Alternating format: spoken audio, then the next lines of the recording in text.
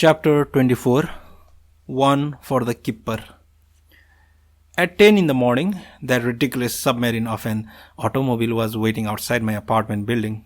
From my third-story window, the limo looked more like an upside-down metal cookie cutter than a submarine. You could make a gigantic cookie that would take 300 kids 2 weeks to eat. She and I sat on the windowsill looking down at the car. The sky was appallingly clear. A sky from a pre-war expressionist movie, utterly cloudless like a monumental eye with its eyelid cut off. A helicopter flying high off in the distance looked minuscule. I locked all the windows, switched off the refrigerator and checked the gas cock. The laundry brought in, bed covered with spread, ashtrays rinsed out, and an absurd number of medicinal items put in proper order by the wash basin. The rent paid 2 months in advance, the newspaper cancelled. I looked back from the doorway into the lifeless apartment. For a moment, I thought about the 4 years of married life spent there. Thought about the kids my wife and I never had. The elevator door opened and she called me. I shut the steel door. The chauffeur was intently polishing the windshield with a dry cloth as he waited for us. The car, not one single mark anywhere, gleamed in the sun to a burning, unearthly brilliance. The slightest touch of the hand and you'd get burned. "Good morning," said the chauffeur, the very same religious chauffeur from 2 days ago. "Good morning," said I. "Good morning," said my girlfriend. She held the cat. I carried the cat food and the bag of kitty litter. "Fabulous weather, isn't it?" said the chauffeur, looking up at the sky. "It's, how I put it, crystal clear." I nodded. "When it gets this clear, God's messages must have no trouble getting through us at all," I offered. "Nothing of the kind," said the chauffeur with a grin. "There are messages in all things, in the flowers, in the rocks, in the clouds. And cars? In cars too. But cars are made by factories. Typical me. Whoever makes it, God's will is worked into it. As in air lies, her contribution. As in the very air," corrected the chauffeur. "Well then, I suppose that cars made in Saudi Arabia have Allah in them." "They don't produce cars in Saudi Arabia." "Really?" Again, me. "Really?" "Then what about cars produced in America for export to Saudi Arabia? What God's in them?" queried my girlfriend. A difficult question. "Say now, we have to tell him about the cat." I launched a lifeboat. "Cute cat, eh?" said the chauffeur, also relieved. The cat was anything but cute. Rather, he weighed in at the opposite end of the scale. His fur was scruffy like an old threadbare carpet. The tip of his tail was bent at the 60-degree angle. His teeth was yellowed. His right eye oozed pus from a wound 3 years before, so that by now he could barely see. It was doubtful that he could distinguish between a tennis shoe and a potato. The pads of his feet were shriveled up corns. His ears were infested with air lice, and from sheer age he farted at least 20 times a day. He'd been fine young Tom the day my wife found him under a park bench and brought him home. But in the last few years he'd rapidly gone downhill, like a bowling ball rolling down the gutter. Also, he didn't have a name. I have no idea whether not having a name reduced or contributed to the cat's tragedy. "Nice kitty kitty," said the chauffeur, hand not outstretched. "What's his name?" "He doesn't have a name." "So what do you call the fella?" "I don't call it," I said. "It's just there." "But he's not a lump just sitting there. He moves about his own will, no?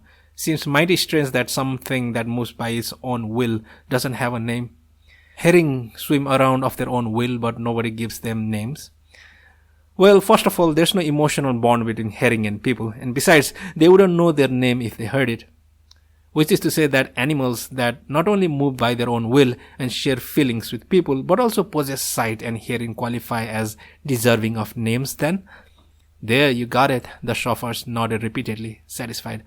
"How about it? What say I go ahead and give the little guy a name?" "Don't mind in the least, but what name?" "How about Keeper?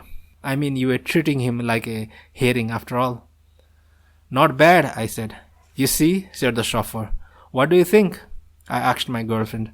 "Not bad," she said. "It's like being witness to the creation of heaven and earth." "Let there be Keeper," I said. "Come here, Keeper," said the chauffeur, picking up the cat. The cat got frightened, bit the chauffeur's thumb, then farted. The chauffeur took us to the airport. The cat rode quietly up front next to the driver, farting from time to time. The driver kept opening the windows so we knew. Meanwhile, I cranked out instructions to the chauffeur about the cat, how to clean his ears, stores that sold litter box deodorant, the amount of food to give him, things like that. Don't worry, said the chauffeur. I'll take good care of him. I'm his godfather, you know. The roads were surprisingly empty. The car raced to the airport like a salmon shooting upstream to spawn. Why do boats have names but not airplanes? I asked the chauffeur. Why just Flight 971 or Flight 326 and not Bellflower or Daisy? Probably because there's more planes than boats, mass production. I wonder, lots of boats are mass produced and they may outnumber planes. Still, said the chauffeur, then nothing for a few seconds. Realistically speaking, nobody's going to put names on each and every city bus. I think it'd be wonderful if each city bus had a name, said my girlfriend. But wouldn't that lead to passengers choosing the buses they want to ride? To go from Shinjuku to Sendagaya, say they'd ride the antelope, but not the mule. How about it? I asked my girlfriend. For sure, I'd think twice about riding the mule, she said. But hey, think about the poor driver of the mule. The chauffeur spoke up for drivers everywhere. The mule's driver isn't to blame. Well put, said I. Maybe, said she, but I'd still ride the antelope. Well, there you are, said the chauffeur. That's just how it'd be. Names of ships are familiar from times before mass production. In principle, it amounts to the same thing as naming horses. So that airplanes treated like horses are actually given names too. There's the Spirit of St. Louis and Enola Gay. We're looking at full-fledged conscious identification, which is to say that life is the basic concept here. Exactly. And that purpose as such is but a secondary element in naming. Exactly, for purpose alone, numbers are enough. Witness the treatment of the Jews at Auschwitz. Fine so far, I said. So let's just say that the basis of naming is this act of conscious identification with living things. Why then do train stations and parks and baseball stadiums have names if they're not living? Why? Because it'd be chaos if stations didn't have names. No, we're talking on the purposive level. I'd like you to explain it to me in principle. The chauffeur gave this serious thought. He failed to notice that the traffic light had turned green. The camper van behind us honked its horn to the overture to the Magnificent Seven. Because they're not interchangeable, I suppose, for instance, there's only one Shinjuku station, and you can just replace it with Shibuya station. The non-interchangeability is to say that they are not mass-produced. Are we clear on these 2 points? Sure, it'd be fun to have Shinjuku station in Ikoda though, said my girlfriend. If Shinjuku station were in Ikoda, it would be Ikoda station, countered the chauffeur. But it still have the Odayu line attached, she said. Back to the original line of discussion, I said, if stations were interchangeable, what would that mean? If, for instance, all national railway stations were mass-produced full-type buildings and Shinjuku station and Tokyo station were absolutely interchangeable, simple enough, if it's in Shinjuku, it'd be Shinjuku station. If it's in Tokyo, it'd be Tokyo station. So what we're talking about here is not the name of the physical object, but the name of a function, a role. Isn't that purpose? The chauffeur fell silent. Only this time, he didn't stay silent for long. You know what I think? Said the chauffeur. I think maybe we ought to cast a warmer eye on the subject. Meaning? I mean, towns and parks and streets and stations and ball fields and movie theaters all have names, right? They are all given names in compensation for their fixity on the earth. A new theory. Well, said I, suppose I utterly obliterated my consciousness and became totally fixed. Would I merit a fancy name? The chauffeur glanced at my face in the rearview mirror. A suspicious look, as if I were laying some trap. Fixed? Say I froze in place or something like Sleeping Beauty. But you already have a name. Right you are, I said. I nearly forgot. We received our boarding passes at airport check-in counter and said goodbye to the chauffeur. He would have wanted to see us off, but as there was an hour and a half before departure time, he capitulated and left. A real character, that one, she said. There's a place I know with no one but people like that, I said. The cows there go around looking for pliers. Sounds like home on the Pampas. Maybe so, I said.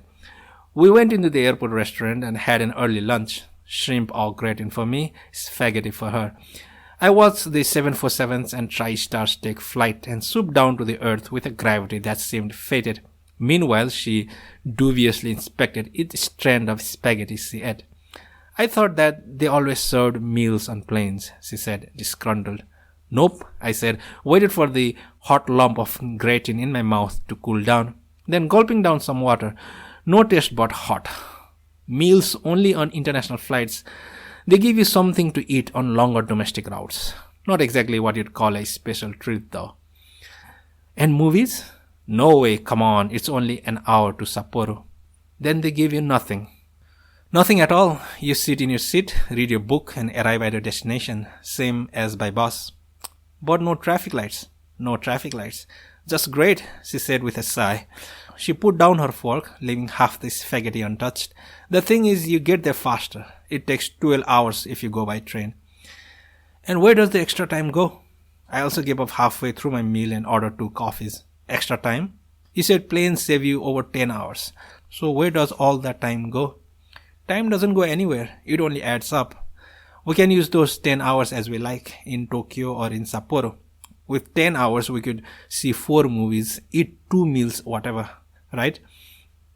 But what if I don't want to go to the movies or eat? That's your problem. It's no fault of time. She bit her lip as we looked out at the squat bodies of 747s on the tarmac. 747s always remind me of a fat, ugly old lady in the neighborhood where I used to live. Huge sagging breasts, so long legs, dried up neckline, the airport, a likely gathering place for the old ladies, dozens of them, coming and going one after other, the pilots and stewardess strutting back and forth in the lobby with the heads held high, seemed quaintly plainer. I couldn't help thinking how it wasn't like the DC-7 and Friendship 7 days, but maybe it was. Well, she went on, does time expand? No, time does not expand, I answered. I had spoken, but why didn't it sound like my voice? I coughed and drank my coffee. Time does not expand. But time is actually increasing, isn't it? You yourself said that time adds up. That's only because the time needed for transit has decreased. The sum total of time does not change. It's only that you can see more movies. If you wanted to see movies, she added. As soon as we arrived in Sapporo, we actually did see a double feature.